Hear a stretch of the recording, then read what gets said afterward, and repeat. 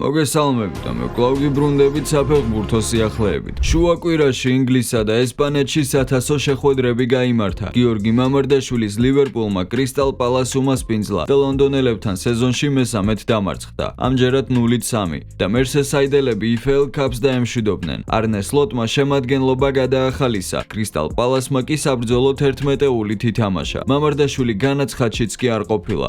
საბოლოოდ სტუმრებმა ძალიან დამაჯერებლად მოიგეს. გოლები პაპე მატასარი და იერემი პინომ გაიტანეს. გიორგი მიქაუტაძის ვილია რეალმა კი ესპანეთის სამეფო თასზე სიუდად დე ლუსენა მარტივად 6-0 დაამარცხეს და მომდევნო ეტაპზე გადავიდნენ. მიქაუტაძე შეხვედრაში 46 წუთზე ჩაერთო, 91 წუთზე კი ანგარიში 5-0 გახადა. დაწერეთ კომენტარებში რას ფიქრობთ გიორგი მამარდაშვილის მდგომარეობაზე ლივერპულში. მე მგონი ეს უკვე საგანგაშოა, რადგან განაცხადშიც კი არ ყოფილა. ჯერჯერობით შორიდან როგორც ჩანს მისი კარიერა კარგად არ მიდის, მაგრამ იმედია ყველაფერი გამოსწორდება და ის კვლავინდებურ ფორმაში დაბრუნდება და დაამტკიცებს რომ ნამდვილად ღირსეული მეკარეა. ხოლო გიორგი მიქაუტაძე კი თავის ჩვეულ სტილში გოლებით გვანებივრებს. მადლობა გიორგის და წარმატებები ორივე ფეხბურთელს. მე კი შეგახსენებთ რომ დაალაიქოთ ვიდეო, ჩვენი მიზანია 1000 მოწონებაზე ასვლა. ბოლო შედეგებიდან გამომდინარე რთულად დასაჯერებელია, თუმცა მე მაინც მჯერა რომ შეძლებთ და 1000 ლაიქზე აუცილებლად საფრანგეთის ლიგა 1-ის მორიგ ტურში პარის სენ-ჟერმენი აუთსაიდერ ლორიენს დაუპირისპირდა და ქულები დაკარგა. მატჩი ფრედ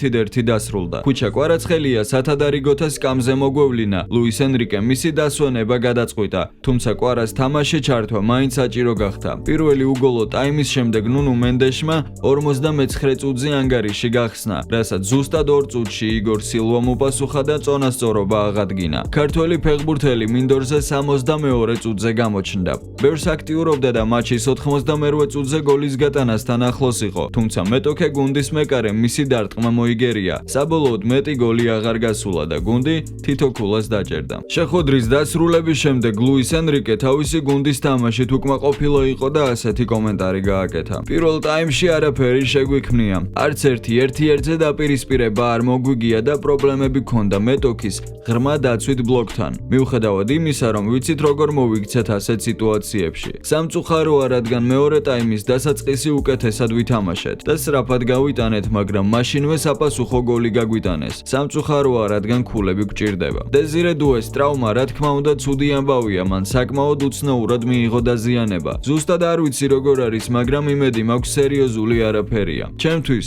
ჩვენ არ დაგვემსახურებია გამარჯვება. ძალიან ცუდად ვითამაშეთ. არ გქონდა საკმარისი შანსები მოსაგებად. 90 წუთის განმავლობაში კონცენტრაციის შენარჩუნება უნდა შეგეძლოს. მნიშვნელოვანია ასეთი მატჩების მოგება. შეხვედრის წინ ათლოდ თქვი რომ რთული იქნებოდა, მაგრამ არა ვინ დამიჯერა. ეს ისტორია ვიცი, ხშირად მინახავს ასეთი მატჩები. თუ სწორ რიტმში არ ხარ და ფიქრობ რომ გაქვს დრო განსხვავების შესაქმნელად, როგორც პირველ ტაიმში, მეტოქეს თავდაჯერებულობას მატებ. პარიზელები მომდევნო შეხვედრას ლიგა 1-ის მე-11 ტურში შინ ნიცასთან გამართავენ. შემდეგ კი სამშაბათს 4 ნოემბერს ჩემპიონთა ლიგაზე მიუნხენის ბაიერნს უმასპინძლებენ. დიდი იმედი მაქვს რომ პარიზი შეძლებს გამარჯვებას მიუხედავად იმისა რომ ბაიერნისკენაც სიმპათიებით ვარ. დიდი სურვილი მაქვს რომ ხვიჩა კვარაცხელიამ კიდევ გვაჩვენოს თავისთავი ჩემპიონთა ლიგაზე საუკეთესო ფორმაში.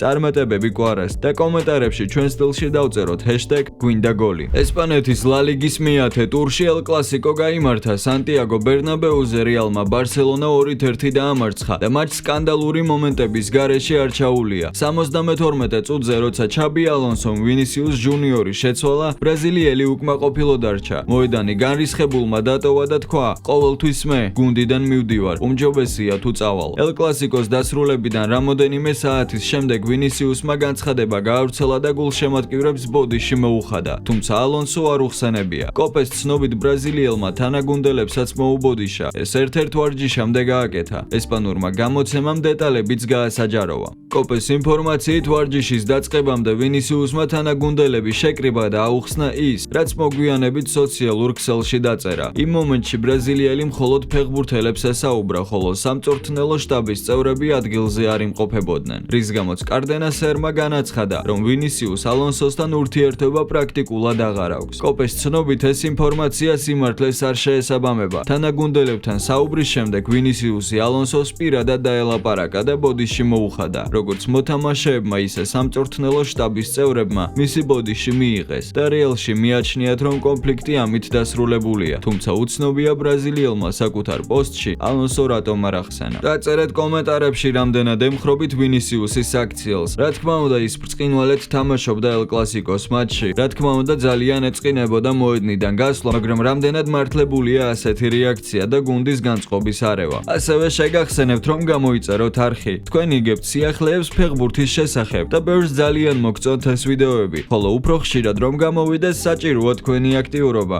ერთი მარტივი მოქმედებით შეგიძლიათ არხს ძალიან დაეხმაროთ. გავრცელებული ინფორმაციით ვიქტორ ოსიმენი ბარსელონას ინტერესის სფეროში მოხვდა. როგორც Mundo Deportivo იუწყება, გალათასარაის ფორვარდი კატალონიელებისთვის ყველაზე სასურველ კანდიდატურად განიხილება, იმ შემთხვევაში, თუ რობერტ ლევანდოვსკი მიმდინარე სეზონის ბოლოს კლუბს დატოვებს. აღინიშნება, რომ ბლაუგრანა ოსიმენით ჯერ კიდევ 2024 წელს იყო დაინტერესებული, თუმცა ნიგერიელის მაღალი სატრანსფერო ღირებულების გამო მისი ტრანსფერი ბარსელონაში ნაკლებად სავარაუდო იყო. სიტუაციის განვითარება კატალონიური კლუბის ფინანსურ მდგომარეობაზე იქნება დამოკიდებული. შეგახსენებთ, რომ გალათასარაიმ ოსიმენი ნაპოლისგან გასულ ზაფხულს 75 მილიონ ევროდ გამოისყიდა და ამით ის თურქული ფეხბურთის ისტორიაში ყველაზე ძვირად ღირებული ფეხბურთი გახდა. კეთყვით ასევე, რომ მიმდინარე სეზონში 26 წლის ნიგერიელმა 9 მატჩში 6 გოლი გაიტანა. ცნობისთვის გალათასარაისთან ოსიმენის კონტრაქტი 2029 წლის ზაფხულამდეა გათვლილი. ტრანსფერ მარკეტზე მისი საბაზრო ღირებულება 75 მილიონ ევროს შეადგენს. დაწერეთ კომენტარებში, რამდენად კარგი ტრანსფერია ეს თქვენი აზრით ოსიმენი ბარსელონაში. ვფიქრობ საინტერესოა. და დღევანდელი ვიდეოც დასასრულს მიუახლოვდა.